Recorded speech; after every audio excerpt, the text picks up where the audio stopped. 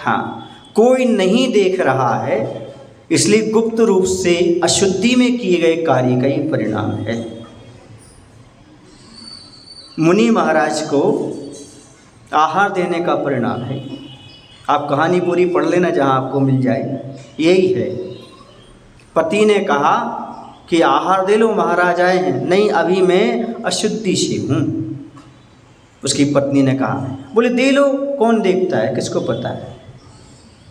उसने मुनिराज को क्या दे दिया, आहार दे दिया। उसके परिणाम स्वरूप बाद में जब उसकी दुर्दशा हुई तब मुनि महाराज के पास गए, पर महाराज ने प्रायश्चित स्वरूप में उसे चंदन छठ का व्रत दिया। इसलिए अशुद्धि के समय में महिलाओं को बहुत कुछ विवेक रखने की आवश्यकता है। अशुद्धि के समय कभी भी आपके लिए चौके में प्रवेश नहीं करना चाहिए, रसोई घर में प्रवेश नहीं करना चाहिए, रसोई घर की कोई भी सामग्री स्पर्श नहीं करना चाहिए।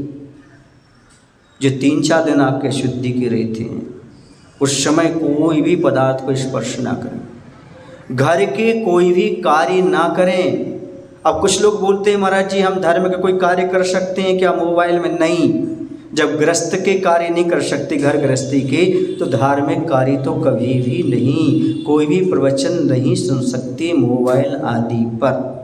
उस स्थिति में मात्र आपके लिए नमोकार मंत्र आदि का जाप करने को बोला है। मुख बंद रख करके, मुख से उच्चारण नहीं करना है, मात्र नमोकार मंत्र का ध्यान करना है। दीवाल की तरफ मुख करके बैठना है, पर पुरुष को चेहरा नहीं दिखाना है। चौथे दिन शुद्ध होकर के अपने पति का ही चेहरा देखना है, ऐसा कहा गया है। महाराज इसमें क्या है?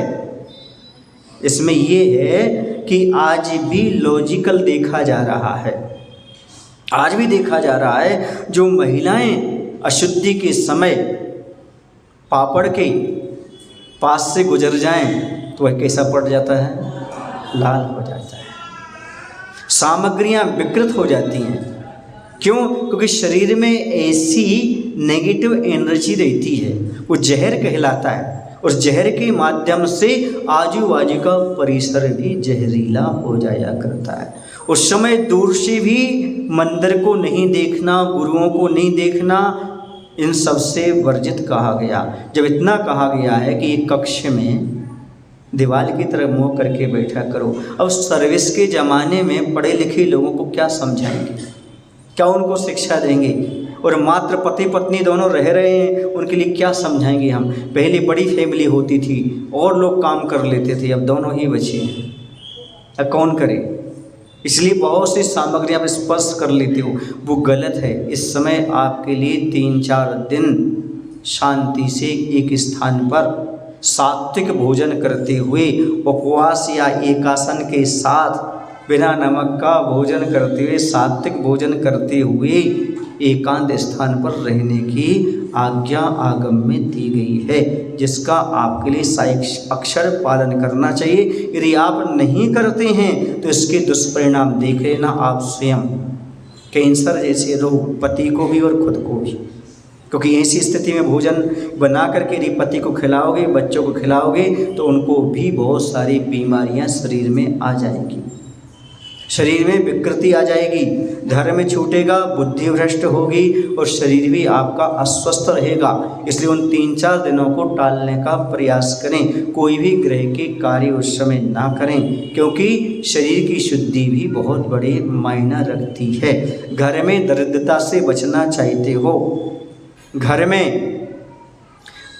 किचन में, रसोई घर में शांति चाहते हो, नेगेटिव एनर्जी से बचना चाहते हो और अपनी बुद्धि को शार्प रखना चाहते हो, मेमोरी को बढ़ाना चाहते हो, बच्चों का ही भला चाहते हो, तो इन 3 दिनों में इन सब कार्यों से बचने का प्रयास करो। बच्चों को भी खिलाने से बचो, सबसे अच्छी चीज़ है। उनको स्पर्श भी नहीं करो। क्या होता है, आप लोग क्या करते हैं उस समय, बच्चों को यहाँ तक छोड़ जाते हैं, मंदिर के पास तक। आप तो लौट जाते हो, बच्चों को कहाँ छोड़ जाते हो, यहाँ। अब बच्चे आपसे स्पर्श होते हुए मंदिर आएंगे, जो भी सामग्री को छुएंगे वो सब अशुद्ध हो जाएगी। इनका पाप कैसे बनता है, चंदन छठ की कथा पढ़ के देख लो आप, कैसे कर्म निकलते हैं। इसलिए चंदन छठ की, इसलिए सारे के सारे आपके लिए, पूरे महिलाओं के लिए। सब महिलाओं ने गलतियां की हैं जीवन में कहीं ना कहीं, इसलिए प्रत्येक महिला को चंदन छठ का व्रत अपने जीवन में अवश्य लेना चाहिए, अवश्य करना चाहिए, ताकि ये तुम्हारी रोज़मर्रा की जो गलतियां हैं इनका कुछ ना कुछ प्रायश्चित अपने जीवन में हो सके। क्योंकि आप लोग विवेक खो जाते हो, विवेक नहीं खोना चाहिए। वैज्ञानिक तक इसको सिद्ध कर रहे हैं गलत चीज़ है, नेगेटिव एनर्जी है, सब कुछ है, इसके बावजूद भी आप लोग इस पर ध्यान नहीं दे रहे हो। इसके बहुत बड़े दुष्परिणाम हैं। एक छोटा सा एग्जाम्पल, मतलब साक्षात जो हुआ वो बता रहे हैं। एक महिला थी, उसके पति दोनों बहुत परेशान हो गए थे। उसकी महिला को ऐसी बीमारी आई कि कुछ समझ में ही नहीं आता था। वो हमारे पास कई बार आ गए, आचार्य के पास कई बार चले गए, लेकिन डॉक्टरों के पास कई बार गए। डॉक्टरों ने कह दिया इनको कोई बीमारी ही नहीं है, लेकिन उल्टी हो जाती, दस्त हो जाते, कुछ खाते शरीर में नहीं लगता, उठते बैठने की क्षमता नहीं बची। लास्ट में हमने कहा आचार्य जी इसका कुछ कारण तो पूछो जा करके।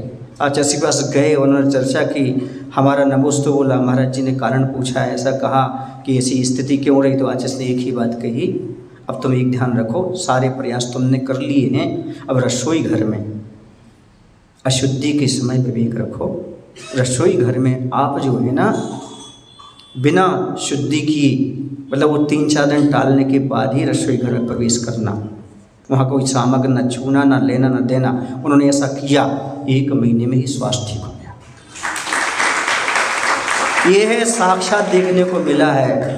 अब आपको हमारे बच्चे बीमार रहे थे, हमारे पति बीमार रहे थे, हम बीमार रहे थे, हम पैर से खराब हो गए, हम कमर से खराब हो गए, हम पेट से खराब हो गए, हम सिर से खराब हो गए। ये क्यों खराब हो गया? क्यों? क्योंकि आप अशुद्धि के समय विवेक नहीं रख रहे हो। वो 3 दिन टाल दो, वरना 30 दिन हॉस्पिटल में जाना पड़ेगा। 30 दिन हॉस्पिटल में ना जाना पड़े, उन 3 दिन को आप हॉस्पिटल समझ कर एक कमरे में रह लो, आपका काम बन जाएगा। न शोधन, न उठाना, न करना, ये सारे कार्य कुछ नहीं करना उन 3 दिनों में। इतना विवेक यदि आपने रख लिया तो आप जीवन भर स्वस्थ रहेंगे, आपका परिवार भी स्वस्थ रहेगा।